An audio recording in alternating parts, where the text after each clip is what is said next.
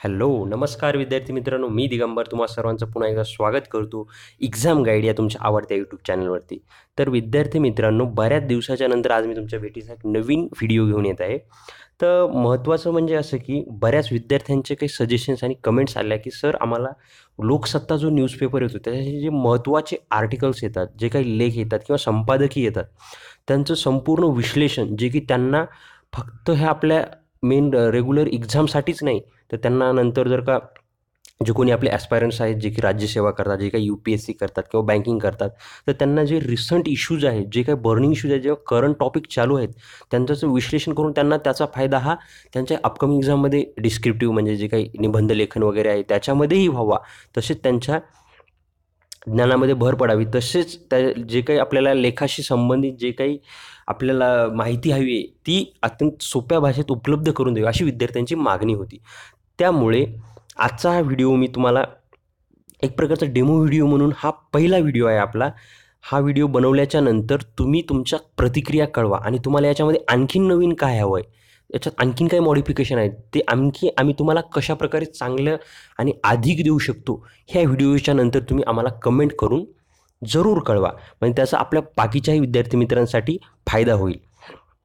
आणि तुमच्याकडून जर का याला रिस्पॉन्स व्यवस्थित राहिला तरच आपल्याला काय ही सिरीज आहे ती रेग्युलर ठेवता येईल. कारण तुमच्याकडून जर का चांगलं तुम्ही शेअर करत असेल तुमच्या बऱ्याच विद्यार्थी मित्रांना, तसंच त्यांना लाईक पण भेटत असेल, तर आम्हालाही थोडंसं प्रोत्साहन भेटते की बाबा आपण आपल्या कार्याचं काहीतरी जास्त जण आपलं ॲप्रिशिएशन करत आहेत. आपल्याला काहीतरी त्याचा मोबदला म्हणून ते आपलं मोबदला म्हणून तुम्ही जर का लाईक कमेंट केलं त्याच्यावरून आम्हाला समजून जातं की तुम्हालाही याच्यामध्ये आवड आहे आणि आम्हालाही शिकवायला जास्त इंटरेस्ट येतो. तर याची सुरुवात सर्वप्रथम आपण आजच्या या जे काही टॉपिक आहे त्याची सुरुवात काय करणार, एका सुविचारापासून करणार आहोत. तेव्हा सुविचार असा आहे, जेव्हा सगळं संपून गेलं असं आपल्याला वाटतं, तीच खरी वेळ असते नवीन काहीतरी सुरू होण्याची. तर विद्यार्थी मित्रांनो, आत्तापर्यंत आपण काही एक्झाम दिल्या असतील, काही पास झालो असतील, काही फेल झालेले असतील, पण तरीही त्याचं काहीही मनामध्ये ठेवायचं नाही. झालं ते झालं, ते संपलं ते संपलं. मग ह्या सुविचार तेच सांगते, जे गेलं ते गेलं, पण आत्ता हीच काय वेळ, जेव्हा पाठीमागचं संपूर्ण संपतं तेव्हाच माणूस काय करतो, नवीन काहीतरी सुरू करतं. जसं एखाद्या वेळेस आपल्याकडे ₹1-2 जे काही आपल्याकडे पैसे असतील, ते पैसे जोपर्यंत संपत नाहीत तोपर्यंत आपण नवीन शोधण्याचा मार्ग शोधत नाही. त्याचप्रमाणे असतं. त्याच्यामुळं कुणीही निराश व्हायचं नाही, हताश व्हायचं नाही. तुमची जी अपकमिंग येणारी एक्झाम आहेत, PSI STI कंबाईन असू द्या किंवा RTO एक्झाम असू द्या, त्याच्यानंतर रेल्वेची चांगली भरती आलेली आहे. आणि महत्त्वाचं म्हणजे तुम्हाला सांगायचं झालं तर आमच्याकडून, आमच्या टीमकडून तुम्हाला रेल्वे भरतीसाठीही संपूर्ण विषयानुसार व्हिडिओज प्रोव्हाइड करण्याचा आम्ही प्रयत्न करू आणि नक्कीच तुम्हाला संपूर्ण व्हिडिओ हे आपल्या मराठीमधून प्रोव्हाइड करू. ही गोष्ट तुम्ही तुमच्या विद्यार्थी मित्रांसोबत जास्तीत जास्त शेअर करा. तर विद्यार्थी मित्रांनो, हे आजचा जो सुविचार आहे हा नक्की लक्षात ठेवा. आज ही आपली नवीन वेळ आहे आणि आपण नवीन काहीतरी सुरुवात करत आहोत आणि हे आपल्यासाठी खूप महत्त्वाचं आहे. आणि व्हिडिओ हा तुम्ही शेवटपर्यंत पहा, म्हणजे तुम्हाला आयडिया येऊन जाईल की बाबा नेमकं आपण काय काय आणि काय काय गोष्टी आपण यामध्ये शिकणार आहोत आणि त्या तुम्हाला बाकीच्या गोष्टींपेक्षा कमी वेळामध्ये खूप काही ज्ञान देऊन जाणार आहे. तर विद्यार्थी मित्रांनो, आपल्या चॅनलवरती लवकरच आपला 1,00,000 सबस्क्रायबर कंप्लीट होतील. त्यानिमित्त आपण लवकरच त्याला रेल्वे भरतीसाठी जे काही लागणार आहेत व्हिडिओ लेक्चर आहेत सर्व विषयावरती ते पण प्रोव्हाइड करू. तर विद्यार्थी मित्रांनो, सर्वप्रथम आपण आता हा जो व्हिडिओ लेक्चर बनवणार आहेत, तर यामध्ये आपण पाहणार काय काय आहोत. सर्वात महत्त्वाचं म्हणजे मी काही जास्त तुम्हाला बोर करणार नाही आहे किंवा काही नाही आहे. खूप मोजक्या पॉईंटमध्ये मी तुम्हाला सर्व काही समजून सांगेल. तर सर्वप्रथम आपण काय करणार आहोत माहिती आहे का? कोणतंही एक संपादकीय जे की तुमच्या येणाऱ्या अपकमिंग एक्झामसाठी महत्त्वाचं असेल आणि जे की आपल्या ओव्हरऑल जो की आपल्या स्पर्धा परीक्षा असतात त्याच्याशी संबंधित असेल, तेच फक्त संपादकीय मी यामध्ये तुम्हाला समजावून सांगणार आहे. नंतर बाकीचे मी जवळपास पूर्ण जे काही एडिटोरियल आलेले संपादकीय आले ते समजावून सांगेल, पण एक पूर्ण फुल डेप्थमध्ये सांगेल आणि बाकीच्यांना तुम्हाला नेमकं काय वाचायचं, काय घ्यायचं हे म्हणजे मोजके मुद्दे तुमच्यासाठी सांगण्यात येतील. त्याच्यानंतर परीक्षा म्हणजे त्याच्या आधारित कधी परीक्षेमध्ये काही क्वेश्चन आलेले आहेत का? आले तर कशा प्रकारचे क्वेश्चन येतील, हेही मी तुम्हाला या विश्लेषणामध्ये सांगणार आहे.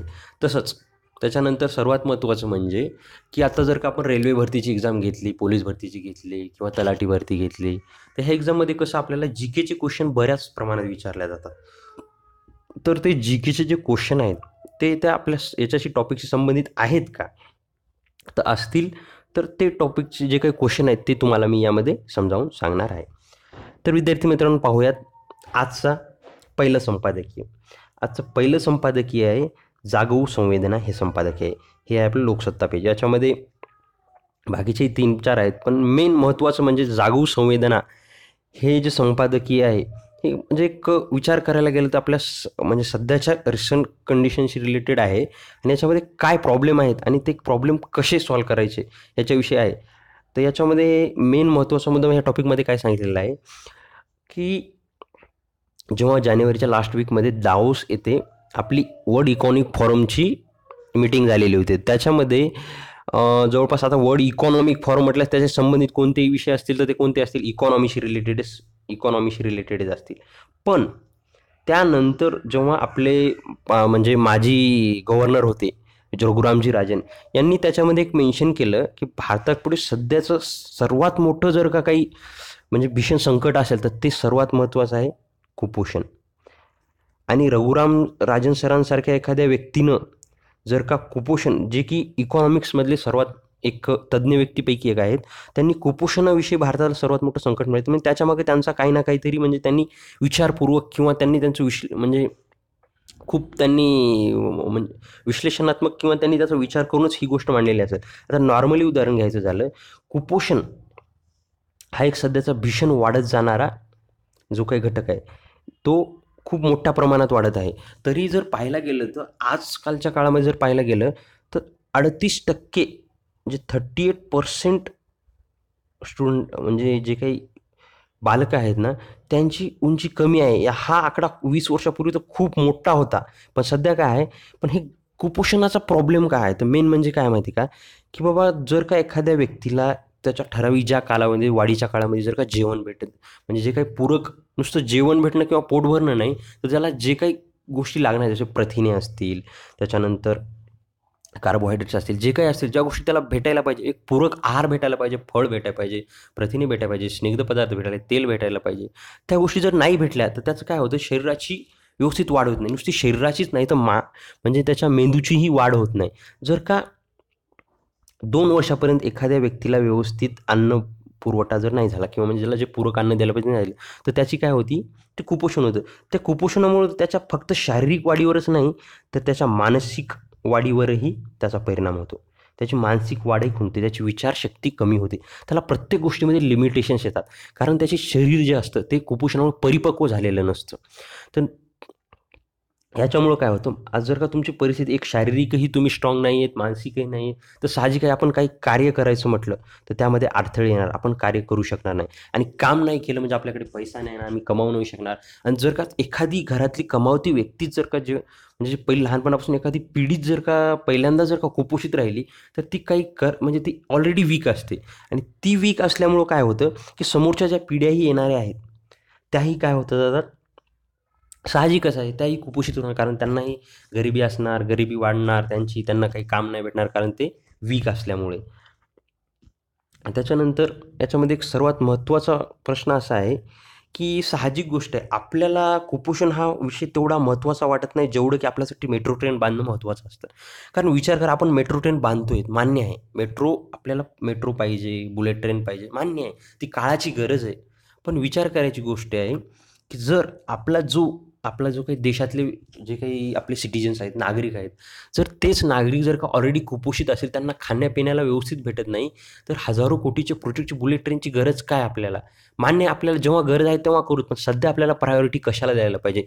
या गोष्टीवरून आपले जे काही माजी गव्हर्नर आहेत, त्यांनी रघुराम राजन यांनी एक एक आपल्या याच्यावर व्यवस्थितपणे त्यांनी ती टिप्पणी केली आहे. कुपोषण हा सर्वात मोठा प्रॉब्लेम आहे. तर त्याचे 5 रिझन आहेत. तर पहिलं रिझन काय आहे? विषमता. विषमता म्हणजे काय? इनइक्वॅलिटी म्हणजे एक सामाजिक समतोल नाही आहे.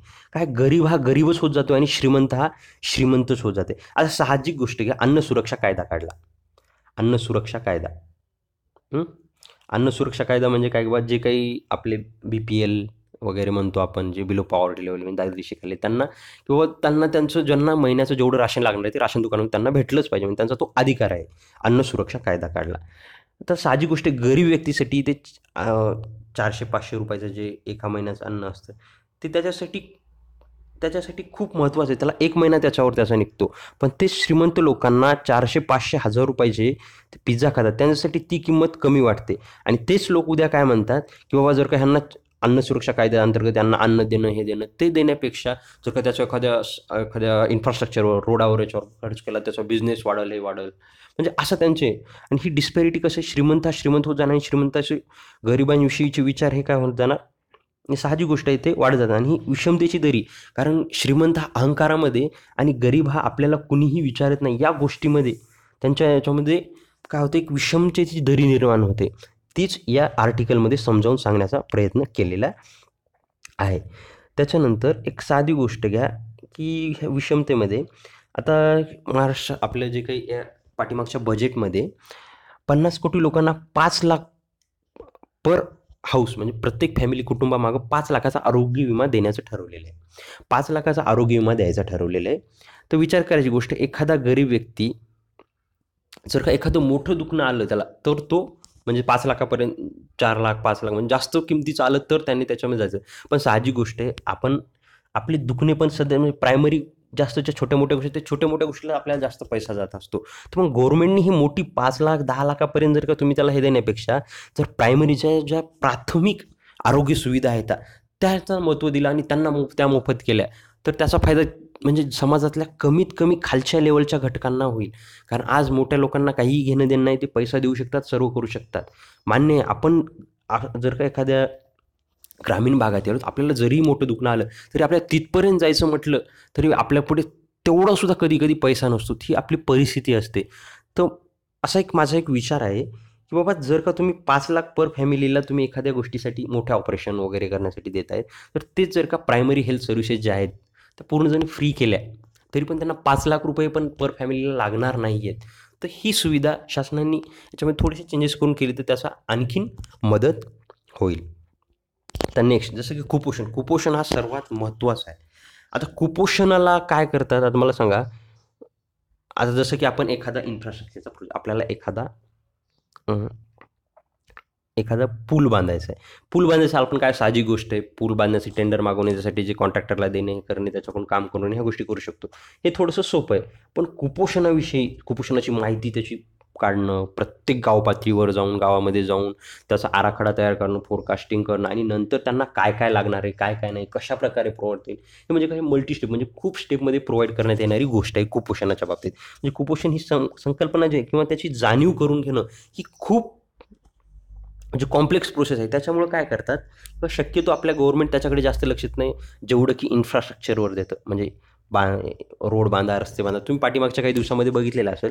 तर सर्वात महत्त्वाची गरज सध्या आहे की बाबा कुपोषण आहे, जी की आपली जी काही येणारी अपकमिंग जी पिढीच आहे त्यांना तीच जर का सध्या कुमकवत असेल, तर त्यांच्यासाठी कितीही स्ट्रॉंग ब्रिज बांधले तरी ते काहीही कामाचे नाहीत. त्याच्यामुळे पहिल्यांदा आपलं प्राधान्य असं नाही की बाबा इन्फ्रास्ट्रक्चरला पूर्णपणे इग्नोर केलं पाहिजे. इन्फ्रास्ट्रक्चरलाही प्राधान्य दिलं पाहिजे. त्याचबरोबर आपण कुपोषणासारखा हा गंभीर विषय त्यालासुद्धा मात करण्यासाठी पुरेपूर प्रयत्न केले पाहिजे. कुपोषणाची सुरुवात नेमकी ह्या त्या जन्मलेल्या बाळापासून नाही, तर त्याच्या आईपासून सुरू होते. त्याच्या आईला कशाप्रकारे आहार पुरवला जातो, कशाप्रकारे नाही. आजही बऱ्याच गव्हर्नमेंटने बऱ्याच कुपोषण निवारणासाठी भरपूर स्कीम केलेल्या आहेत. पण मेनली म्हणजे त्याचं इम्प्लिमेंटेशन होणं, त्याच्यानंतर त्याचं एका ठराविक कालावधीनंतर त्याचं खरोखरच निरीक्षण होणं, त्याची चाचणी होणं, ते खरंच योग्य रीतीने शेवटच्या ज्या घटकापर्यंत जायला पाहिजे तिथपर्यंत जातंय का, ह्या गोष्टी गव्हर्नमेंटनं बघणं किंवा आपण एक आपल्या गाव पातळीवर वगैरे म्हणा, आपणही चांगले शिकलेले आहोत, हे आहोत. आपण आपल्या गावातील सरपंचांना धरून किंवा जे काही प्रतिष्ठित व्यक्ती त्यांना बोलून करून जर का असतील, तर ह्या गोष्टीचं थोडंफार आपणही लक्ष द्यायला पाहिजे आणि त्यांच्याविषयी कुपोषणाविषयी थोडंसं जागरूकता निर्माण करणं, काय खायला पाहिजे, काय नाही, थोडंसं हातभार लावायला पाहिजे. कारण ही आपली एक सामाजिक जबाबदारी आहे. तर हा काय झालं कुपोषण कॉम्प्लेक्स विषय आल्यामुळं त्याला कुणी जास्त गंभीर वाटत नाही. आता तिसरा आपला पॉईंट काय, गरीब व श्रीमंताचा संपर्क. आता साहजिक गोष्ट आहे, छोटंसं उदाहरण घ्या. आपण जसं की बाबा आता गरीब माणूस आहे, नॉर्मली आपापल्या इन्कमनुसार आपण नॉर्मली काय करतो, आपण साधं वडापाव वगैरे खायचं म्हटलं आपण रस्त्यावरच खातो. पण श्रीमंत लोकांचं तर त्यांचे खायला जायचं म्हटलं ते मॉलमध्ये जाणार, कुठे जाणार, हे करणार. म्हणजे त्यांना कधीही आपल्या गरिबीची जाणीव नाही. श्रीमंत व्यक्ती हा 3 टायर एसीने प्रवास करणार, त्याला जनरलमध्ये काय चाललं आहे याची काही जाणीवच नाही आहे, तर त्याला गरिबी काय कळणार? म्हणजे त्यांना श्रीमंताला गरिबी कळालीच नाही, तर त्यांना त्या गरिबीचे चटके काय जाणवणार आणि त्यांना त्याचं महत्त्व काय वाटणार? बऱ्याच वेळा आपण पाहतो की बाबा कित्येक श्रीमंताच्या लग्नांमध्ये याच्यामध्ये मोठमोठ्या कार्यक्रमामध्ये बरंच अन्न वाया जातं, पण ते कधीही कुणालाही एखादा गरीब व्यक्ती गेला बसला तर त्याला बाहेर काढलं जातं. मग हे काय होतं, त्यांना त्यांची जाणीव नाही. जोपर्यंत त्यांना ती जाणीव नाही, आता श्रीमंत लोकांचं कसं, ते हॉस्पिटलही मोठमोठ्या हॉस्पिटलने जातील, दुकानेही मॉलने जातील, ते हॉटेललाही मोठमोठ्या जातील, पण आपल्या गरिबांचं काय? हा सर्वात महत्त्वाचा प्रश्न आहे. आता साहजिक गोष्ट आहे, याच्यामध्ये आणखीन एक सांगितलेलं आहे, की काल जेव्हा नाशिकच्या काही शेतकऱ्यांचा मोर्चा केला, त्यांच्या हक्काची जमीन, त्यांची जी जमीन आहे ती त्यांना देण्यासाठी जा. तर काही समाज माध्यमांनी इतकी, म्हणजे त्यांनी कोणत्या गोष्टीचा विचार करावा काय नाही. आता नॉर्मल गोष्ट, त्यांनी काय म्हटले, की बाबा जर का एखाद्या व्यक्तीच्या, म्हणजे जी मोर्चाला आलेल्या महिला वगैरे आहेत, त्यांच्या पायामध्ये जोडवे आहेत, मग त्यांच्या पायात चप्पल का नाही? पण त्यांनी एवढी तर साधी गोष्ट, ती 200 आणि 400 रुपयाचे जोडवे नसतील पायात घालायचे. जोडवे ही वस्तू त्यांनी त्यांच्या पाठीमागच्या कमाईतून वाचून वाचून केलेली एक वेळासाठी इन्व्हेस्टमेंट आहे. पण चप्पल वगैरे घेणं म्हणजे त्यांना दर 2-3 महिन्याला 200-300 रुपये खर्च करणं परवडत नाही, म्हणून हे करणं आहे. पण आपले समाज माध्यमांना नाही त्या गोष्टींमध्ये जास्त हे म्हणजे जिथं लक्ष द्यायचं नाही तिथं लक्ष देऊन बाकीच्या गोष्टींकडे लक्ष देऊन, म्हणजे किंवा समाजांना जे काही त्यांचं लक्ष विचलित करून नको त्या गोष्टींचा बाऊ करून ठेवतात. तर साहजिक गोष्ट आहे, ज्यांना की बाबा 400-500 रुपये आपल्याला उरतात महिन्याला, ती व्यक्ती, आता जर का एखादं सोन्या नाण्याचा दागिना वगैरे केला महिलांनी, ती त्यांनी त्यांच्या पाठीमागच्या कमाईतून केलेला असतो. आणि चप्पल वगैरे घेणं ही एक वेगळी गोष्ट, त्यांना रेग्युलर वारंवार बदलावं लागते. तर असा प्रश्न उभारणं एखाद्या समाज माध्यमाने ही खूप चुकीची गोष्ट आहे. आणि एवढंच नाही, तर त्यांना मनरेगामधून वगैरे जे काही पैसा भेटतो ते त्यांनी शक्यतो त्यांना त्यांचा घराचा उदरनिर्वाह करण्यामध्येच जातो. आणि उरला-सुरला काही ते मुलांचं शिक्षण असतं, काही शिकवणं असतं, घरचे आपले जे काही दुःखाच्या सुखाच्या काही गोष्टी असतात, त्याच्यामध्ये त्यांना थोडाफार पैसा लागतो. तर ह्या गोष्टींवर, म्हणजे श्रीमंत आणि गरिबीचा जो संपर्क आहे तो येत नाही आहे. त्याच्यामुळं काय होतं, एक विषमतेची दरी निर्माण होते आणि त्यांच्यामध्ये मीपणा राहत नाही आणि त्यांच्यामधली संवेदना ती राहत नाही. त्याच्यामुळंच आपल्या ह्या आर्टिकलचं नाव आहे जागवू संवेदना. त्यांच्यामध्ये संवेदना कशा निर्माण, त्यांना जाण व्हायला पाहिजे, श्रीमंतांना गरिबीची जाण व्हायला पाहिजे. त्याच्यानंतर आता मीपणा. मीपणा काय म्हणतो, तर कारण कसं होतं, आता सरकारनं एखादी सबसिडी वगैरे जाहीर केली गव्हर्नमेंटसाठी, तर बरेच जे काही राजकीय नेते असतात किंवा श्रीमंत लोक आहेत, ते काय म्हणतात, की यांना भीक घ्यायची सवय लागलेली आहे. सॉरी. किंवा त्यांना ह्या सगळ्या गोष्टी फुकटच हव्या आहेत, म्हणजे त्यांची बोलण्याची जी पद्धत आहे. कारण की जर एखादी व्यक्ती, तुम्ही समजा आमदार होता, खासदार होता किंवा एखाद्या मोठ्या पदाला जाता, हे तुम्ही तुमच्यामुळं नाही, तर ह्या समाजातल्या खालच्या आमचे जे काही बाकीची छोटी लोकं, कोणतेही लोक असू द्यात, जे काही आपली जनता आहे, जनतेने त्यांना निवडून दिलं असतं आणि त्यांनी अशा गोष्टी करणं किंवा हे करणं, स्वतःमध्ये मीपणाचं आणणं किंवा मी आमदार आहे, मी खासदार, ह्या गोष्टी खूप चुकीच्या आहेत. हे ह्या लेखामध्ये लेखकांनी दाखवून दिलेलं आहे. त्याच्यानंतर शेवटचा प्रश्न, आणि हा सर्वात महत्त्वाचा आहे, असंघटित समाज. तर मेन महत्त्वाचं काय होतं, राजकीय नेते हे आपल्या स्वार्थासाठी आपल्या समाजातील इतर एकमेकांमध्ये भांडणं लावणे किंवा दंगली वगैरे करून ह्या गोष्टी करतात. पण आपण शिकलेले आहोत, सवरलेले आहोत, म्हणून आपल्याला कोणतीही गोष्ट करण्यापूर्वी थोडासा विचार करायला हवा, की आपण संघटित व्हायला पाहिजे. जसं की डॉक्टर बाबासाहेब आंबेडकर म्हणे, शिका, संघटित व्हा आणि संघर्ष करा. आता काय होतं माहिती आहे का, जसं की बिझनेसमॅन लोकांचे त्यांच्या काय असतात, संघटना असतात. शेतकऱ्यांची तशी संघटना एकही नाही आहे. म्हणजे एकजूट भारतामध्ये पूर्णपणे एकच संघटना आहे असं नाही आहे. आपले वेगवेगळे आहेत. मग त्याच्यामुळं मेन म्हणजे काय, शेतकरी कधी संघटित झालेला नाही आहे किंवा आपले जे छोटे-मोठे काम करणारे आहेत, शेतमजूर म्हणा, कोणी म्हणा, संघटित नाही. हा सर्वात मोठा काय आहे, आपला चूक आहे. तर हे लेखकाने ह्या 5 गोष्टी सांगितलेल्या आहेत ह्या जागरूक संवेदनामध्ये. ह्या गोष्टी जर का आपण व्यवस्थित विचार केला, तर आपण एक संवेदनशील समाज बनवू शकतो. हे लेखकांचं याच्या आधारे मत आहे. हे झालं आपलं पूर्ण ओव्हरऑल आर्टिकल. थोडंसं लेंदी होतं, पण मी माझ्याकडून खूप काही, म्हणजे जेवढं काही देता येईल तेवढं मॅक्झिमम तुम्हाला सांगण्याचा प्रयत्न केलेला आहे. तर तुम्हाला याच्याविषयी काय वाटतं ते तुम्ही मला नक्की कमेंटमध्ये कमेंट करून कळवा. तसं आता नेक्स्ट बाकी जे आर्टिकल आहे मी तुम्हाला थोडक्यात समजावून सांगेल. आता हे जे आर्टिकल आहे, पतंजली योग, हा काय आहे, रशियाचे जे प्रेसिडेंट आहेत व्लादिमीर पुतिन यांच्याविषयी आहे. त्यांनी म्हणजे त्यांच्या याच्यामध्ये त्यांनी कसं हे केलेलं आहे, की ते जे आता त्यांचे इलेक्शन झाले त्याच्यामध्ये 76% वोट हे त्यांना पडले आणि बाकीचे 2 विरोधी होते त्यांना ते उरलेले मत पडले. तर हे त्याच्यामध्ये सांगितलं. म्हणजे एक प्रकारची त्यांच्या याच्यामध्ये पुतिन हे स्टॅलिन ज्यांनी 1929-1953 24 वर्ष राज्य केलं, म्हणजे राज्य म्हणण्यापेक्षा ते प्रेसिडेंट होते. तर त्याचप्रमाणे पुतिन यांचंही आहे. त्याच्यानंतर आता रिसेंटमध्ये चायनामध्ये जी जिनपिंग ते 2008 पासून तिथे आहेत. तर हे याच्यामध्ये सांगितलेलं आहे आपल्या पतंजली योगमध्ये. आता इथले दुसरं कोणतं आहे, श्रमसंधी विकास पूर्व विकासोत्तर. हे लेख तुम्ही आपल्या लोकसत्ताच्या पेजवरती, आजच्या पेजवरती वाचून घ्या, किंवा मी याची लिंकही तुम्हाला डिस्क्रिप्शनमध्ये देऊन टाकतो. तर हे काय असं थोडं एम्प्लॉयमेंटवर आधारित हे लेख दिलेला आहे. तर यामध्ये काय आहे, वेगवेगळ्या प्रकारच्या अनएम्प्लॉयमेंट, म्हणजे सध्याचा आर्टिफिशियल इंटेलिजन्स आहे, त्याच्यामुळे जॉब वाढत आहेत, कमी होत आहेत, किंवा एक कशा प्रकारच्या आपल्या इथं अनएम्प्लॉयमेंट वाढत जात आहेत, कुणाला क्षमता असूनही काम भेटत नाही, किंवा आहे त्याच्यापेक्षा कमी क्षमतेचे लोक घ्यावं लागतात. ह्या गोष्टी यामध्ये सांगितलेल्या आहेत. त्याच्यामध्ये टाईप ऑफ अनएम्प्लॉयमेंट. त्यानंतर पतंजली योग हे तर आपण पाहिलेलं आहे, व्लादिमीर पुतिन यांच्यावर आधारित. अभिनिवेशच उरण्याऐवजी हे जे आर्टिकल आहे हे थोडं राजकीय आहे, याचं तेवढं काही आपल्यासाठी महत्त्वाचं नाही, पण एक रिसेंटमधला टॉपिक म्हणून कर्नाटकामध्ये जे सध्या ज्यांचे CM जे आहेत सिद्धारामय्या, म्हणजे काँग्रेसचं काय काँग्रेस सरकार आहे याच्यामध्ये, तर त्यांचा एक राजकीय म्हणा किंवा त्यांचा हेतू म्हणा, काही म्हणा, पण तो वाचवण्यासाठी किंवा हे करण्यासाठी आता सध्या त्यांनी रिसेंट 2 दिवसापूर्वी लिंगायत समाजाला आणि ना आरक्षण देण्याचं त्यांनी डिक्लेअर केलेलं आहे काँग्रेसने. हे त्यांचं ते याच्यामध्ये सांगितलं त्यांनी का केलं, कसं केलं, किंवा ते कशाप्रकारे त्यांच्या इथे राजकारणामध्ये त्याचा फायदा होऊ शकतो, हे या याच्यामध्ये सांगितलेलं आहे. कारण आजकाल कोणती गोष्ट मिळवायची म्हटलं तर त्यासाठी मोर्चे करणं, हे करणं, ह्या गोष्टी कॉमन झालेल्या आहेत. नेक्स्ट, आता कुतूहल हा लेख खूप चांगला असतो. याच्यामध्ये तुम्हाला नवनवीन याच्याविषयी माहिती भेटते. आजच्या याच्यामध्ये काय होतं माहिती आहे का, कुतूहल मूलद्रव्यामध्ये प्रकाश देणारा फॉस्फरस, म्हणजे फॉस्फरस जो आहे त्याच्याविषयी आपल्याला सांगण्यात आलेलं होतं. तर फॉस आणि रस. फॉस म्हणजे काय आहे, तर ग्रीक भाषेमध्ये त्याचा अर्थ होतो प्रकाश, म्हणजे प्रकाश, आणि रस फॉस्फरस म्हणजे देणारा. जो प्रकाश देतो तो काय झाला, फॉस्फरस, हे त्याच्या नावामध्ये आहे. आणि त्याचा याच्यामध्ये तुम्हाला कधी परीक्षेत अनुक्रमांक काय, अनुभार काय, याचा अनुक्रमांक किती आहे, अनुक्रमांक 15 आहे, अनुभार 31 आहे, आणि त्याचं स्थान कुठे आहे, 3ऱ्या आवर्तनात आणि 15व्या घनामध्ये त्याचं स्थान आहे. म्हणजे समस्थानिकी म्हणजे काय असतात, आयसोटोप्स. आता तुमच्यासाठी एक प्रश्न विचारतो, आयसोटोप्स आणि आयसोटोप्समध्ये काय कॉमन असतं, अनुक्रमांक असतो का अनुभार असतो आयसोटोप्समध्ये.